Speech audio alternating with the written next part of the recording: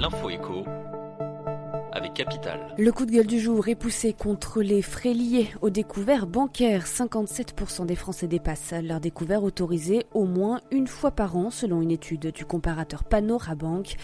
Même les clients aisés sont concernés. 47% des particuliers gagnant plus de 3 000 € par mois ont déjà été victimes de découvertes dans l'année. Or, ces incidents coûtent cher à cause des frais oscillant en moyenne entre 20 et 30 € par an. Plus le découvert est important et étalé dans le temps, plus les agios de découvert autorisés viennent alourdir la note. La double peine pour de nombreux clients.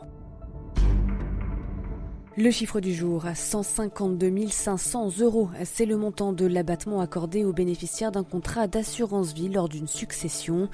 Mais cet avantage fiscal qui concerne les sommes perçues versées avant l'âge de 70 ans est dans le collimateur de député Modem. Dans le cadre du budget 2020, un amendement prévoit que l'avantage successoral pour les versements réalisés avant 70 ans ne soit ouvert que pour les contrats souscrits jusqu'au 1er janvier 2022. Ces députés ont déposé 2 autres amendements visant la fiscalité de la succession via l'assurance vie. Retrouvez en détail ces propositions sur notre site. L'info pratique, Capital, la guerre des prix entre opérateurs téléphoniques va connaître une trêve. Orange, Bouygues, Free et SFR sont contraints de financer le développement de la fibre et l'arrivée imminente de la 5G. Or, ces dépenses devraient temporairement être répercutées sur la facture des abonnés.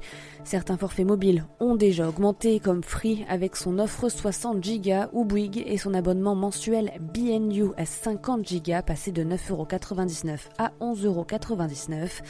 Contacté par Capital, le groupe Altis, propriétaire de SFR, explique que le prix des forfaits s'adapte en fonction des évolutions du marché.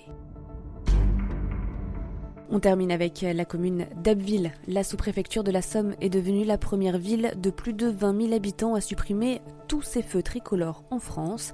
Un projet lancé en 2010 et qui a vu les 11 feux de la commune être démantelés les uns après les autres. 10 d'entre eux ont été remplacés par des ronds-points et 1 par des panneaux stop. Le but, fluidifier la circulation, diminuer les risques d'accidents et limiter les nuisances sonores et la pollution lumineuse. Abbeville n'est pas la seule commune de France à se séparer de ces feux tricolores. Des expérimentations sont menées à Niort dans les Deux-Sèvres et Soissons dans l'Aisne. Il faut dire que selon plusieurs études, les feux rouges sont source de nombreux accidents. C'était l'info écho avec Capital.